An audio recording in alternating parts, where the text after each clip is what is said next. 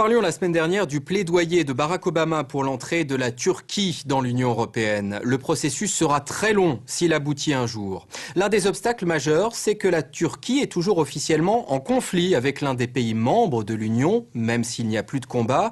Ce pays, c'est Chypre. L'île est coupée en deux, la Turquie contrôle la partie nord et l'un des points sensibles, c'est celui des disparus de cette guerre.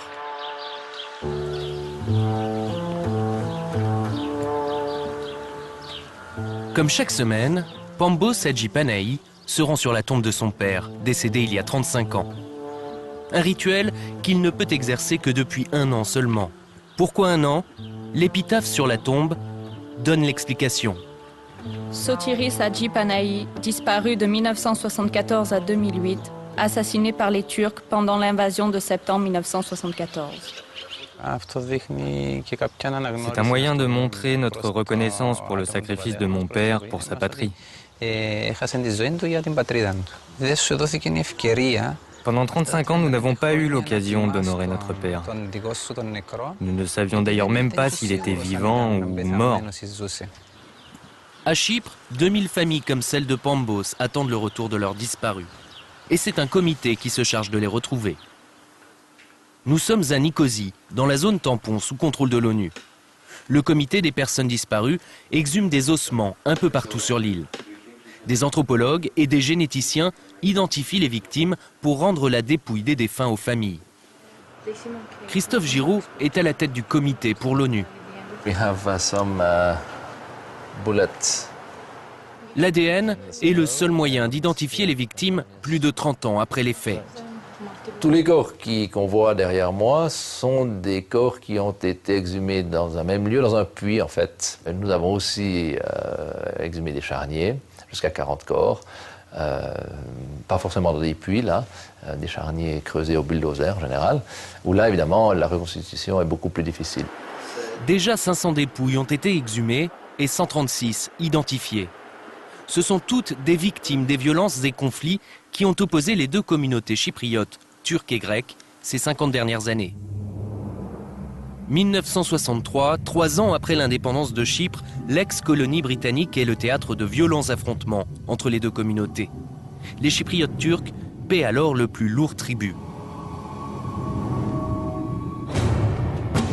11 ans plus tard, en 1974, la Turquie prend le prétexte de protéger cette même minorité et envoie ses troupes sur l'île. Les combats sont violents et de nombreux Chypriotes grecs y perdent la vie. Depuis, l'île est divisée, au nord les Turcs, au sud les Grecs. La question des disparus est devenue l'un des enjeux majeurs entre les deux communautés. En 1981, l'ONU impose la création du comité des personnes disparues, un comité qui mettra plus de 25 ans avant d'exhumer la première dépouille. Ce qui a changé, c'est, je dirais, la donne locale sur l'île et la donne régionale et internationale. Un nouveau gouvernement en Turquie qui veut adhérer à l'Union européenne. Un gouvernement ici qui est prêt maintenant à exhumer et à identifier et à rendre les corps. Tous ces changements ont permis au comité de mettre sur pied ce projet. Pour les familles, l'heure du deuil est enfin venue. C'est le cas de Raif, qui vit dans la partie turque de Nicosie. Dans sa boutique, les photos de son père, Mehmet, sont sur tous les murs. C'est mon père et ma mère le jour de leur mariage, en 1932. Son père a disparu en 1963. Il travaillait alors pour la compagnie de télécommunications. Une nuit, il n'est pas rentré. Raif avait alors 10 ans. Ma mère lui a parlé jusqu'à 2 heures. Après 2 heures du matin, quelqu'un d'autre a répondu au téléphone. Il a dit que personne portant ce nom n'avait jamais travaillé ici. Depuis, nous n'avons plus jamais eu de nouvelles.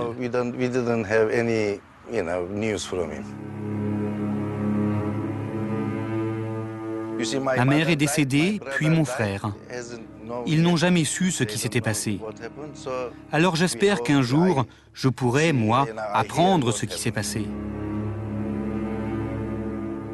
Nous attendons.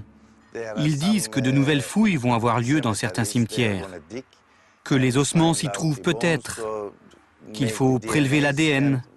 J'espère vraiment qu'ils retrouveront mon père. L'île est devenue le terrain de chasse des archéologues.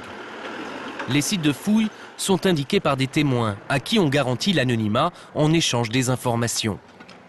Mais le comité travaille aussi pour les vivants en poussant à la collaboration intercommunautaire. Ainsi, sur chaque chantier d'exhumation, les archéologues grecs et turcs travaillent de concert, comme ici à Kyrenia, une ville sous contrôle turc. On touche à l'essence même de l'histoire de notre nation et de notre pays. On y participe même. Ce projet est un exemple pour montrer aux gens que nous pouvons collaborer, former une seule équipe et que nous sommes capables de gérer ce genre de choses ensemble. Pour les familles, l'exhumation des corps n'est plus suffisante. Pambos, qui ne possède qu'une seule photo de son père, veut comprendre les conditions de sa mort. Quand on a vu les 2 impacts de balles sur le haut du crâne de mon père, à cet endroit, ça a soulevé beaucoup de questions. Je ne cherche pas à faire punir les coupables. Je veux juste savoir ce qui s'est passé. Pourquoi ces hommes ont tué mon père? Le sujet est toujours sensible. Pour preuve, en janvier dernier, les révélations d'un acteur turc, Attila Olgaç, ont soulevé l'indignation sur l'île.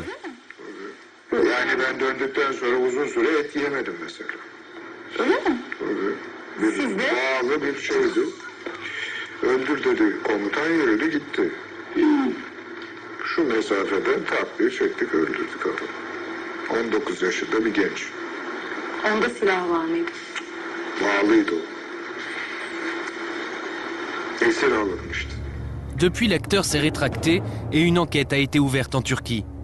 Ces images ne sont plus disponibles, seuls quelques militants les font circuler sur Internet.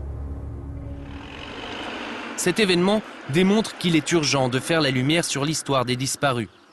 Car finalement, en exhumant des corps, le comité a surtout exhumé un passé encore tabou. En novembre, des familles chypriotes grecques ont gagné un procès contre la Turquie devant la Cour européenne des droits de l'homme. Ankara a été condamné à devoir conduire une enquête effective sur 18 disparitions. Pour l'avocat qui les défendait, c'est le signe qu'il est temps d'aller plus loin, vers une commission vérité et réconciliation, comme en Afrique du Sud. Je suis pour qu'on renforce les prérogatives du comité, afin qu'en échange d'une immunité et l'abandon des poursuites criminelles, les gens expriment leur remords pour les actes qu'ils ont commis, que ce soit en 63 ou en 74. Ainsi, on connaîtra la vérité et les familles sauront ce qu'il s'est passé. Le dossier des disparus est loin d'être clos à Chypre. Et malgré les progrès réalisés ces 2 dernières années, le temps presse. Plus de 30 ans et 40 ans après les faits, ce sont désormais les témoins qui commencent à disparaître. Et des élections doivent avoir lieu dans la partie nord de Chypre ce dimanche. Notre